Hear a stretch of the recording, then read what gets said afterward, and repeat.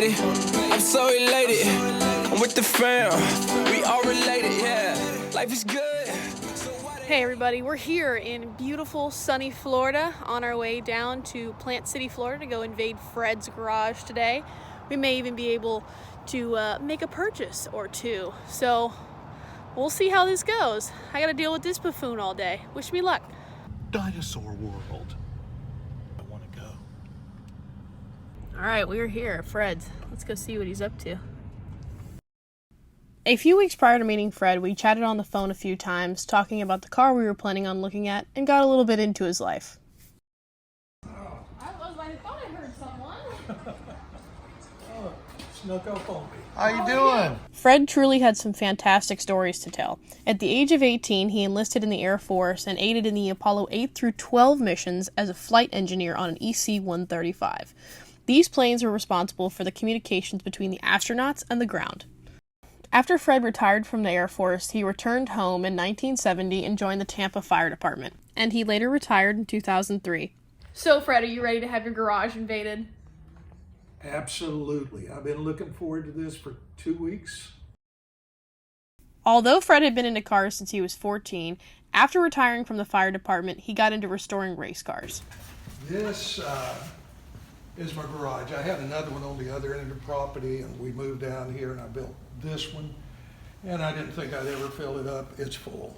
This is a 1953 Willies Aero Coupe, and a buddy of mine had it in his garage, and I got it, and it was all sanded down, half sanded down, so I got it back and I completely stripped it to the bare metal. I painted it, and working on the inside. While restoring these cars for other people, it left Fred wondering, why am I not racing these cars that I restore? So at the prime age of 50, he decided to join the sport. A buddy of mine bought this out of Long Island, New York, and he is an exceptional mechanic, anything in the world, but he doesn't stay on task. He bought it, and it was a piece of junk. And they raced this car from 61 to 68. My buddy got it. He just was disheartened as bad as it was. He put it in the junkyard. I went over and bought it out of the junkyard and brought it home and started on it, and because it was so bad. This one took me about 2 years to build because I'd stop and build something else, then come back to this and move. And eventually I got it together, and it's been together 12 plus years. And when we got it, the hood didn't flip, it was attached. And you built all this? Yes. We took, this was in 57, Ford quit stamping out metal fenders, and they started buying fiberglass fenders. When you got in a wreck, there's a ton of fiberglass hoods, fenders, but one fender, a steel one, an NOS, is $4,000. What? Yes. So I bought these at swap meets and stuff. The front bumper's fiberglass, so it was all glass. And we took the car off the frame. I got pictures in there of it, and then redid everything underneath it. I see this GM alternator here. Yeah, this is the trick I use on the Fords that I mess with. That's amazing. Yeah. Hey, I love this thing. This is absolutely beautiful. Yeah, this is quite a car. I love it. This is the last car that I will get rid of. You know, if I had to get rid of this, would be it, because it's just so neat. There's stuff about it. He raced a lot of cars, but predominantly he raced sprint cars. This has got to be 50s sprint car.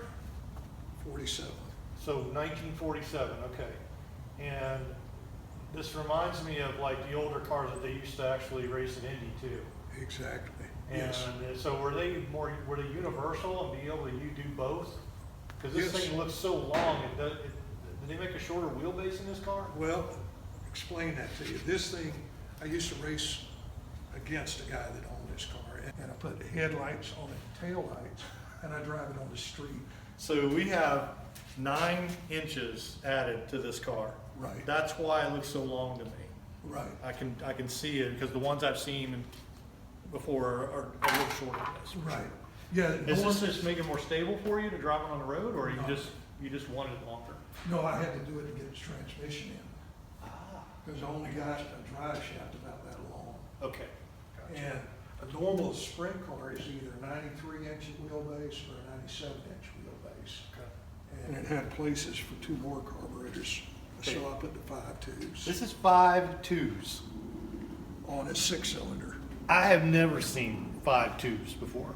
Now, I know there's a lot of guys out there and hot rodders that are out there and stuff that have seen this kind of stuff before, but I've never seen 5.2s on a car, ever. Yeah. So is this a very common thing? Not common, no. A lot of people, even old guys, haven't seen them. Yeah. You know, I saw them, I never saw them function, but when I got this, because I had the 2 extra holes, I went ahead and put the other 2 carburetors on it. Now, do you do all the tuning on those yourself? Yes. And how difficult is that to get those things synced up and running properly? Not hard, because you're not idling a whole lot. You're running wide open. I got it. So, you know, you get it where it's running, and then you just, you know, hold it to Right. the floor. So it's not like you gotta synchronize it from down here all the way up to here. You get it running, everything works right. This one will, it does put some gas out the back to smell, but Yeah. once you get them moving, Once you get to moving, you're leaving that behind you. right. Okay. yes. And what's really neat, it's a 6-cylinder, 5 carburetors, and 4 exhausts. You know, That's amazing. yeah. And So I bet you get a few looks when you're cruising around on the streets with this. Do you put the old school goggles and leather helmet on? oh yeah, do this. People say, well, there's a real goofball. You know, I haven't driven it in a couple of years, but I got out on the interstate with it, and it'll run about 90 miles an hour, wide open. And you know, you're going by people and you can see this. They go, "What the heck was that?" I want to drive this thing so bad I can't. I can taste it, man. I really do. Yeah. It's so cool. We may have to come back down. You got this thing running and cruising around, and you show me maybe how to Yeah, no problem at all. go around the driveway or something. When we built it, this was a handbrake, and Neil, the guy who got it from, used a handbrake. He was proficient at it. And I've never used a handbrake. So we put a brake pedal on this side and a gas pedal on that side, which it should have. But we turned this into the shifter for the automatic transmission. That's great. That's drive right there. And you still have the classic look of Right. of it still being there. This is a true vintage-looking car, and you know, holy cow. Fred's enjoyment for the sport eventually led to his wife falling in love with racing as well. So like any good husband, he built her cars too. They even raced around Indianapolis Motor Speedway together. This is an Alfa Romeo engine from probably the 70s, 80s. It only does 120 horse, but with the carburetors, maybe 125 horse. We put it in here with an in and out box. In sprint cars, they're in gear or they're out of gear. And when you get pushed out on the track, you put them in gear and they push start you. And you crank up and drive off. So we made a setup for this, which nobody that I'm aware of has done it. We did it. And then we took a Chevrolet Magneto and we cut it down and put it in the Alfa. With Alfa being a 4-cylinder, you run 4 wires to the engine, then you run 4 wires out here, and these wires fire, the mag thinks you're firing a V8 engine, because if you don't run this out and you just What are these sparking in? to a piece of aluminum, it has to go to ground, it has to fire.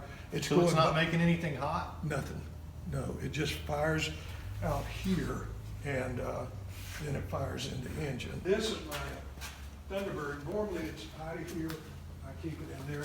But we took this, and this one was wrecked, and I put a 500-inch Cadillac motor in it, and it's probably over 500 horse. Stock, they're 475 horse. Wow, look at that.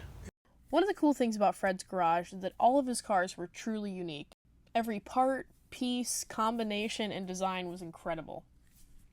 Okay, so This car, I was up at a swap meet with my granddaughter, and I let her buy a car, whatever she wants. And I was standing there looking at this thing. I said, you know, I can build one of them things. So I took this and I scaled it out to a 1/16 of an inch, everything on it. And I got all the measurements and I built this. hand me that. The only difference in this and this is an Alfa Romeo grill, and I put a Mercedes. I couldn't find an Alfa grill. Okay, Fred, so what you're telling me is you took this car, this toy car, and you made this car Right, by using this as a design right, yeah, blueprint. right. Genius. This guy's a freaking genius. I know, just get lucky. No. I scaled it all out. There's no luck to this. This is amazing. Did you buy these fenders? Now, the fenders are motorcycle fenders. I got Okay. them at a swap meet. They had all the holes in them, and I filled them in. But you built the frame, Built you the did frame. everything, and basically rebuilt this toy car. I'm amazed, man. I Yeah. love, dude, The windshields. this is awesome. This is one. This is a piece down here. This is a piece. This is a piece, and then I put these on, and the plexiglass I slid it in because you can't buy them, and the headlights and everything. You know, there's some things that vary. This is a '53 Ford flathead. That is, and it runs like a clock. I got it through a trade, and it ain't getting 2 cents a meal running out of gas. Let's see if it'll run up.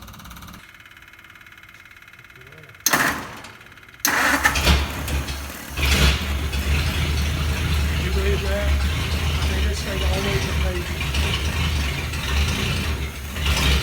Just like that.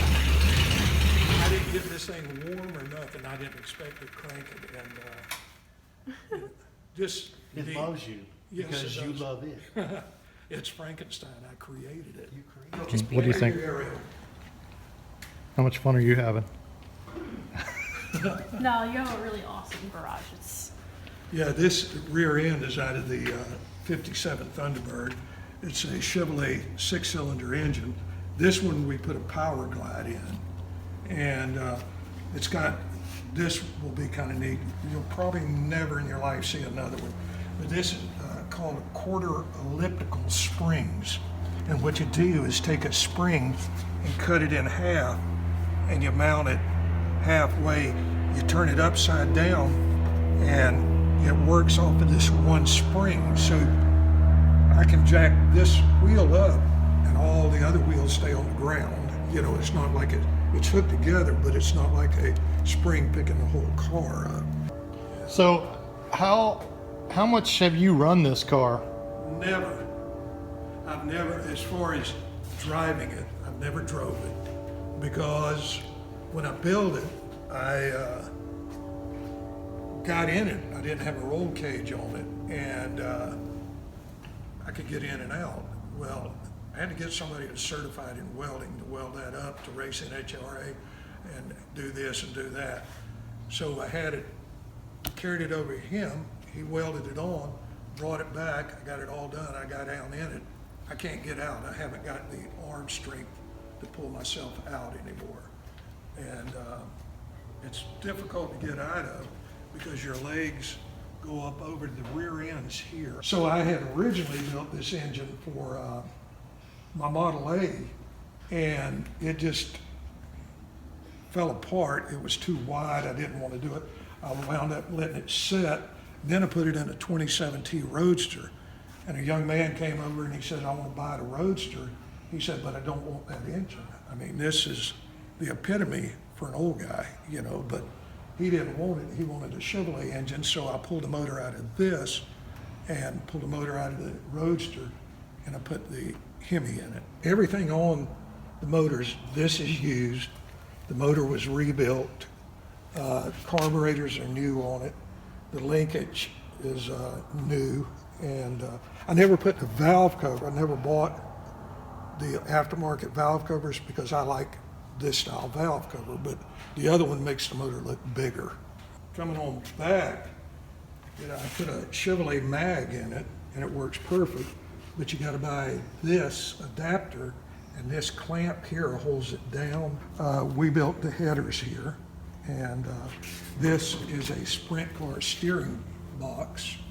The one that I had before, and every other dragster in the world, they're not afraid of their sitting over the rear end, and I've seen them come apart, so I built this whole thing here.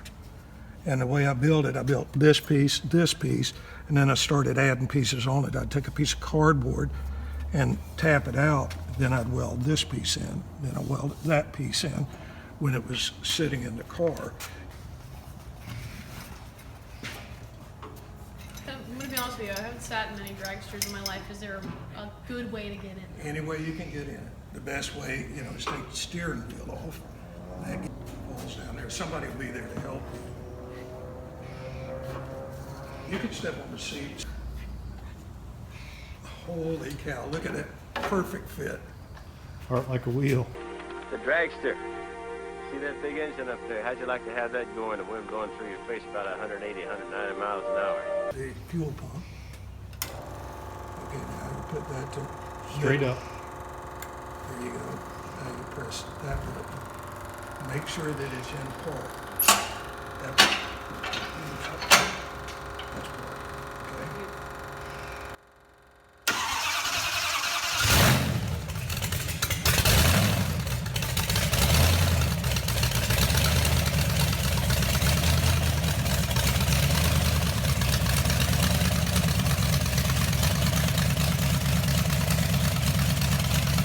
When I sat in that dragster, everything just felt right.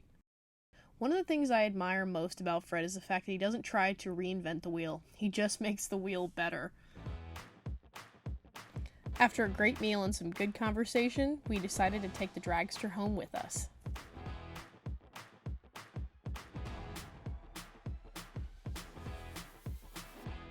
When we purchased the dragster, we had every intention of running it, but unfortunately timing just wasn't right. The time had finally struck just in time for Steel in Motion in Union, South Carolina. Although we had a venue, we weren't certain how the dragster would perform, if at all. And unfortunately, she would not. We immediately ran into a transmission issue, so we started by draining the fluid. Right now we're just training the transmission fluid out so that we can take the pan off and check to see if the filter might be clogged or have fallen off. Because we have lost hydraulic pressure in this transmission. That's why it's not working. I don't know why it's not working. I mean, the transmission fluid is absolutely beautiful. There's got to be a malfunction in the filter, and that's what I'm hoping.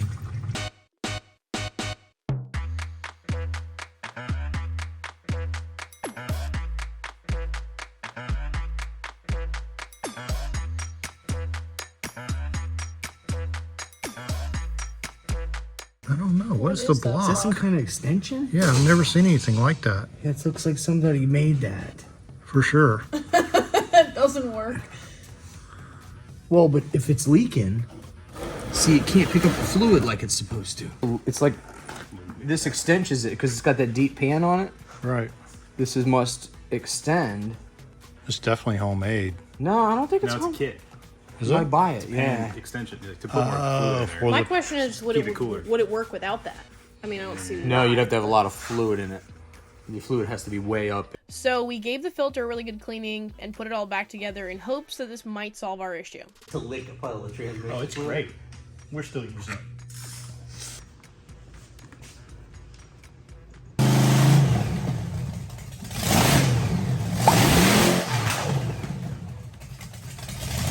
Once we learned it wasn't a filter issue, we tried an external fluid flush in hopes that the pump might be clogged, but unfortunately that rendered no solution either. And that left us with our only option to pull the motor and transmission. Okay, so where should I grab? You're gonna grab this. It's not too hot. Okay. I'm not worried about heat. I'm not worried about No, heat. no. Alright, 1, 2. Wait, we're still on. What was that? Still on. What was that? Still on. What was that? my hook too. Oh, that hurts so bad. Son of a biscuit, that hurt. All you have to do is put some grease monkey gloves on it, and everything would have been just fine. I'm gonna do that.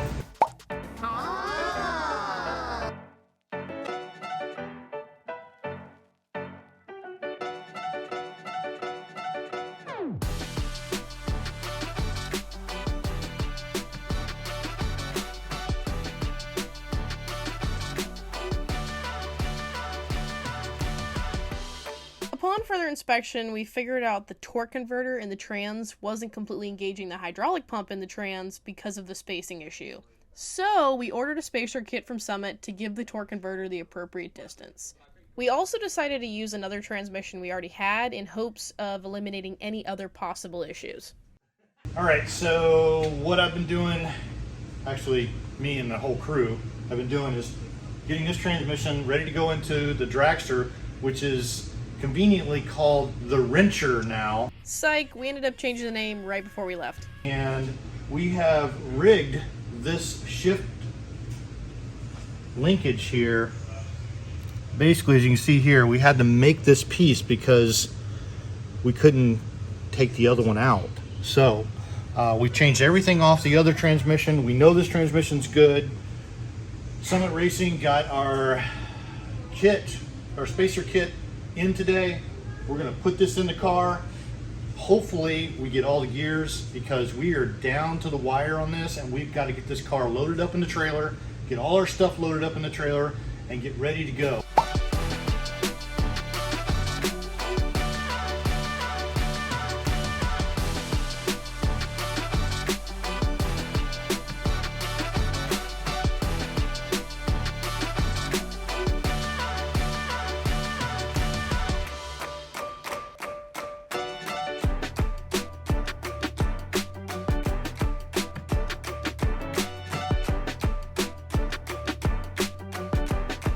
On a scale of 1 to 10 of how crappy I feel right now, the drugs are kicking in right now, so I'm feeling like a 4.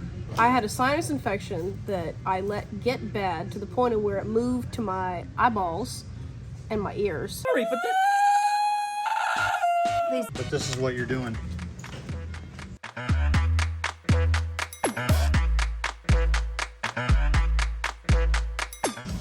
Fire in the hole, guys.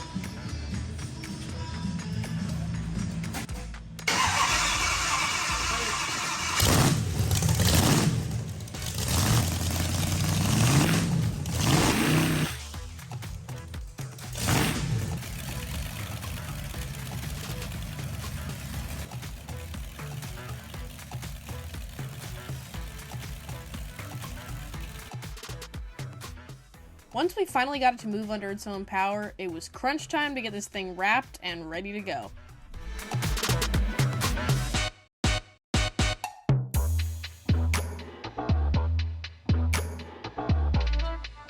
We are on the road to Steel in Motion 2022.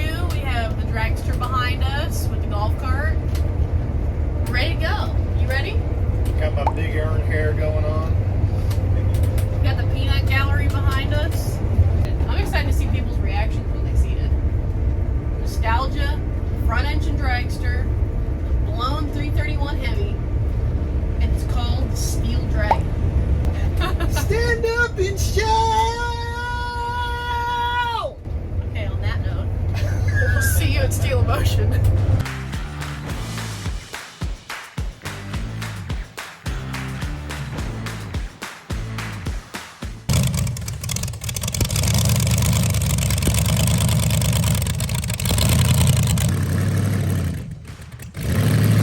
We're at Union, South Carolina, and this is Steel in Motion, and I'm not gonna lie, I'm a little nervous. It's gonna be fun though.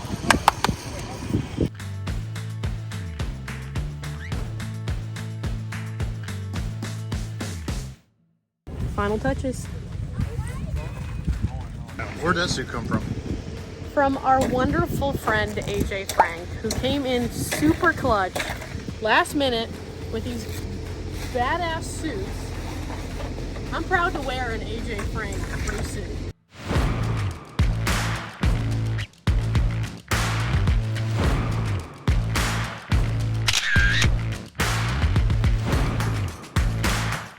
So this just happened. I was getting ready. I got my suit on, got everything ready. Ready to get into the car, back it up, get towed down to the staging. And the minister of the on-site church comes by, which is cool. I think it's cool. He's inviting us to church tomorrow. It's all good. He leaves. Go to get in the car. Fuel pump switch is broken. Don't know how that happened. After we find a new fuel switch, we got a new switch here. Came prepared, that's cool. It started raining. Three things happened, which is kind of weird. But the little things on race day that mess with your mind. Even though we planned on having me as the designated driver, James wanted to run it a few times just to make sure he was comfortable with the safety and the handling before giving me complete control.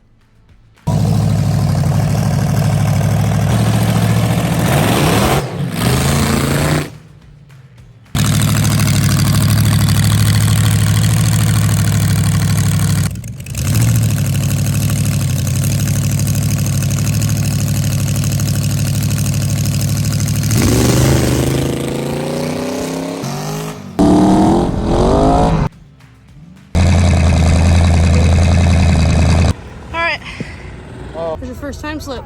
Sweet. What do we do? You admire it. What is it? It's a 10-second car in the 8th mile. 36 miles an hour. I let off because the shifter's not working. What do you mean it's not working? I didn't have high gear. You didn't have high gear? Nope. It popped down in a second and then blew up. They might be going to neutral because it's clicking twice. After figuring out the improper linkage adjustment because it was shifting into neutral, Alex did his absolute best to try to get it to where it would shift from low to high. Where's your belly at now? Got any butterflies in there? I'm actually hungry.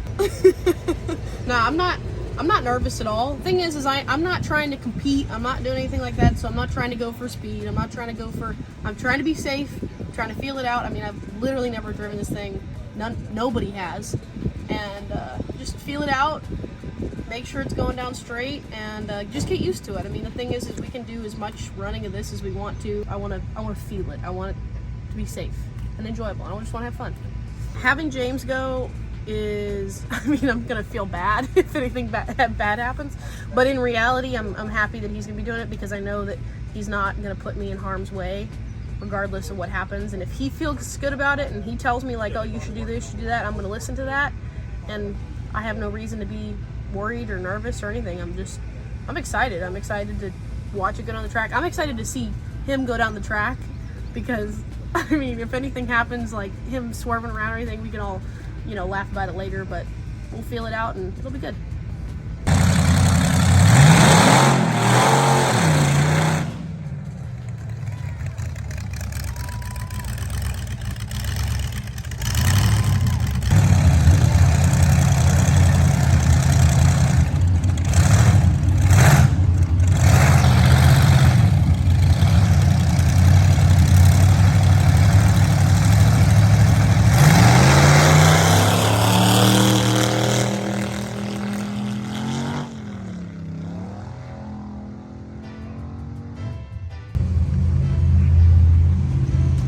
Tight on the hips. Oh, yeah, I'm not going anywhere. Ready? What's that? Did you check the oil? Oil's good. You checked everything. You did check it? Yeah. Oil's good.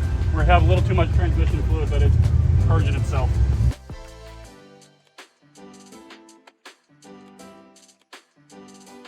Okay.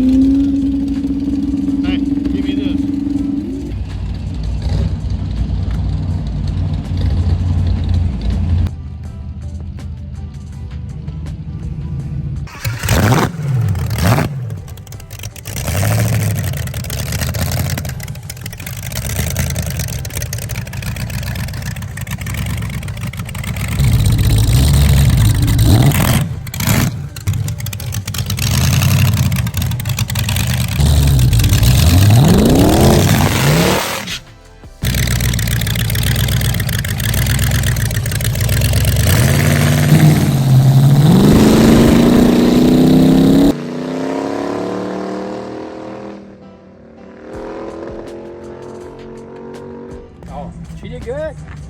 felt good. You could see her keep climbing and slowly get used to it, climbing. So she did awesome. She did all right. She's nervous. We tried to brake stand. But Sorry, man. That was her first time. I know. I think she's really good. She is fantastic. It's awesome. Can we do that again? That was fun. It's kind of like, I don't know, scary is not a word to use because it's not scary. It's just like there's a lot happening. You just got to pay attention.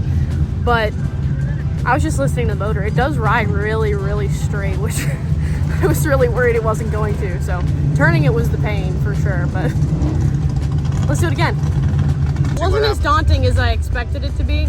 I think I was just worried that it was just gonna go, and it did, but it didn't as much as I thought it was going to. Like, I didn't think I was gonna have as much control over it, which is why I was like I didn't want to give it much. My opinion on this is if you think you can do it, you can definitely do it. No matter who you are, male, female, you can do it. It is an invigorating feeling, and I honestly owe all this to not only James, but Fred. Thank you for building a really cool, powerful machine. I admire it all the time. We've been admiring it for 2 years, and now we can finally bring it all to fruition, and I hope you're just as happy with it as we are. Second time, second run. Second run. Let's see if we can make it any better than the last, which I think we will. The last one was great. If I can do that, if not better, you got 2 thumbs up from me. You're gonna be good. I'm not gonna lie, I am more nervous watching Caroline do this than actually being in the car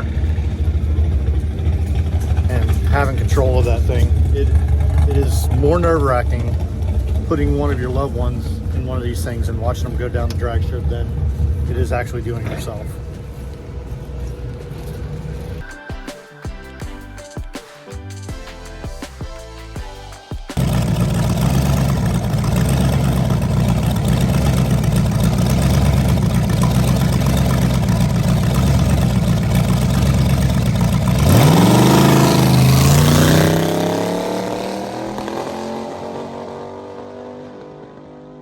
I feel great.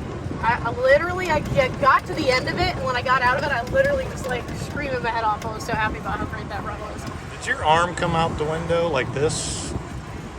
Yes. I thought so. Yes. It was towards the end though. I was out of it. No, you were. Yeah.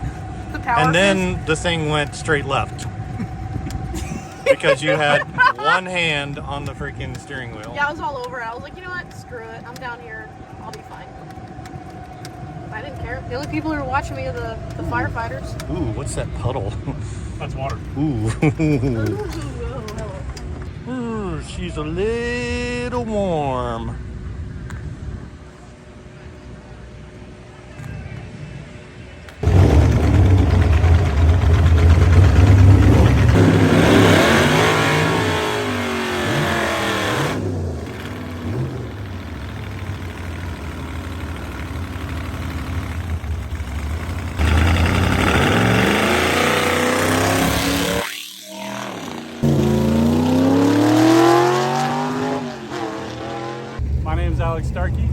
I got to come out and help with the Dragster this weekend. It was fun. Had a great time drag racing.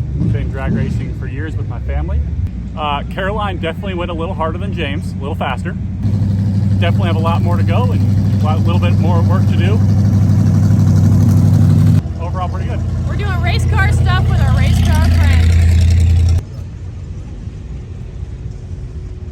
Talk about a fantastic here at Union, South Carolina. We had an awesome weekend running this thing. I am just in complete, utter awe of how well it performed, given all the issues we came across. Kudos to Fred, man. You made an awesome rig here. I'm so excited to see how we can improve on it. And James and I got our first pass in a dragster, a front engine dragster, 331 blown Hemi, and we did an incredible job. I'm so proud of us. Hopefully you guys are too. If you enjoyed this video, feel free to leave us a like, comment what you want to see us do next, and of course, don't forget to subscribe.